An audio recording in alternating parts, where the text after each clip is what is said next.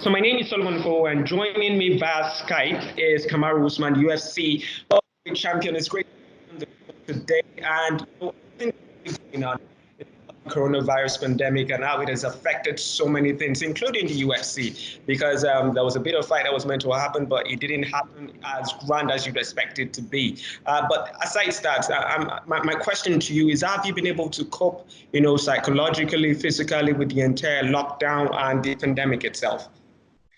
Yeah, I mean, physically, it's I know we've been quarantined as well, but for us, Okay. it's not necessarily as severe as it is for some of the other parts of the world. We're still Okay. able to go outside, so I still get time to play with my daughter. It's sunny out here, so we're still able to enjoy some family time outside of our house, just as long as we're not going into businesses. We're not, we're still practicing social distancing with other individuals. But as far as psychologically, this is what I do anyways. I just go to the gym, I train, and I come home and wait for my daughter to finish school. So this is normal for me. I don't feel as isolated and as quarantined as everybody, because I guess I've been practicing this for the last 10 years of my career. Whoa. So yeah, so I just, I'm not usually out and about all the time. I'm usually a homebody, stay at home. So as long as the internet is working, I'm able to watch some movies and things of that nature. I'm okay. Oh, fantastic. So what are the greatest lessons that you've learned during this entire episode and the lockdown and the pandemic itself? Well, initially, when this was going to happen, um, one of my biggest thought was, and it was just the way that I always think, is we're so consumed by our day to day, what individuals do as far as going to work, having to make money, having to do this, having to do that, especially when we have families. It's very rare that we get the time to just actually pause and say, hey, I'm going to be home with my family. I'm going to get to know my family, enjoy my family, and just work through some of the differences and the challenges that you have as families that you may not necessarily recognize on a day to day. And so as soon as they announced this was going to be a lockdown, I was like, all they need to do is figure out a way to put a pause on our bills for those 2 months or 3 months, however long this lockout lasts. Put a pause on the bills so people aren't having to stress to go find a way to make money to pay the light bill, to pay the, this bill and that bill. Once they're able to put a pause on all that, and just, it's basically a month vacation for people, a month or two vacation to just be home with their families. But of course, as we know, that's not necessarily how the situation played out. It brings me to this question. Seeing that the UFC is a contact sport, its lifeblood to some extent is the energy from the fans around the octagon itself. And now, the uniqueness of this pandemic is about contact reduction and all of that. Do you think this pandemic itself has affected the way UFC will proceed as a sport? Well, yes, and the fact that I think it's going to be a little while before we're able to see an audience, which means, maybe 15, 20,000 people packed into one arena to enjoy and watch speculate the sport. So I think it's going to be audience less for the next, I guess, month or two. Who never knows how long this social distancing thing is going to really be into the forefront. So I think, but for me, it's okay. I don't need thousands of people in an arena or in a stadium to go out there and do my job. So once I'm signed to do my job, I'm going to step in there and I'm going to do my job regardless. Okay, fantastic. And it's 10 years since you won the NCAA Division II All-American, and it's remarkable the sort of growth you've had in the past 10 years. I saw you put that up on Instagram and I think on Twitter too. And I look at the path that you've charted, and it brings me to ask, do you have any regrets so far? No, because regrets are I don't really go on regrets, because lessons is life is about learning lessons. Is for you to grow each and every time by your experiences.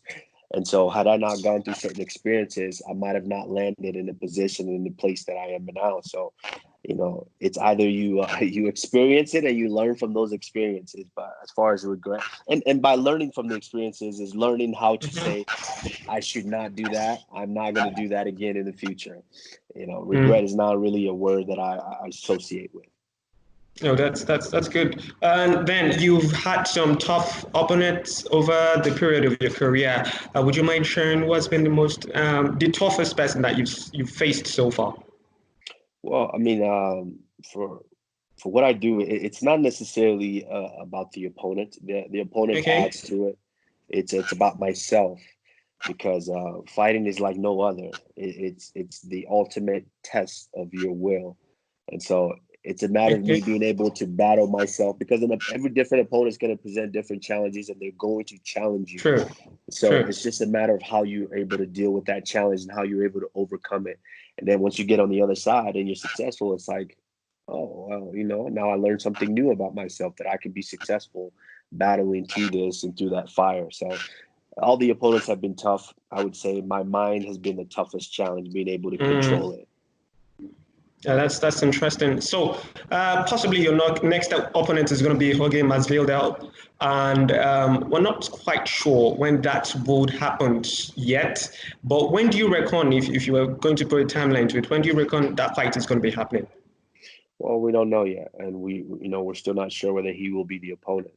So it's up in the air. We'll see how all this COVID-19, this is really affecting the world, and so we'll see how everything plays out after this, this pandemic sort of clears up, and how the economy is able to recover from this. Okay, that's interesting. We see the success of yourself, of Israel Adesanya. There's Sadiq Yusuf also in the UFC. And also we have the man from Cameroon too, who's doing so well. That's Franklin Ngannou. So it brings me to ask, when is UFC Africa really going to kick in? When is it going to start? Well, like I said, it's everything is very hard to picture right now, because of this global pandemic that we're going through. So myself, Israel, and Francis, we are we'll be ecstatic when that finally takes place. But first, we have to get through the hurdle, and that's the safety and the well-being of the people dealing with this and battling with this this virus that's sweeping the world right now. So yeah, you're currently supporting families at this tough period. Could you just tell us a bit more about that? Yes, I mean, myself, my brother, we've been trying to build my foundation for a while, and as far as getting, being able to give back and help out in the places where a lot of people can't, feel like they can't get relief. That's kind of our goal. That's kind of our mission, because, we understand that one person can't feed the whole world. It's almost impossible to get there, and that's part of the battle, because a lot of people feel like, oh, well, I can't feed everybody there, so they're afraid to even start somewhere. So that's what myself and my brother, we decided that we wanted to do, is we wanted to put some things in place, get a team in place to be able to to touch some of these areas that have been affected very much by this virus. So places like Lagos, Abuja, Benin, and of course Auchi, where I'm from. We wanted to kind of put together a relief package, just to give back, give some help to some of the people, and just let them know that we haven't forgotten them. We'll start that's just a start, to see if other people want to get on board and help out as well. Collectively we can be a strong force, and we can really affect some change. Wow, that's really incredible what you're doing with your foundation, and thank you so much for talking to us on The Guardian. I can't wait for the UFC to come back. I've missed live sports, I've missed watching you, and I can't wait to see you do even greater things than you're currently doing. Thank you so much. Thank you, I appreciate it.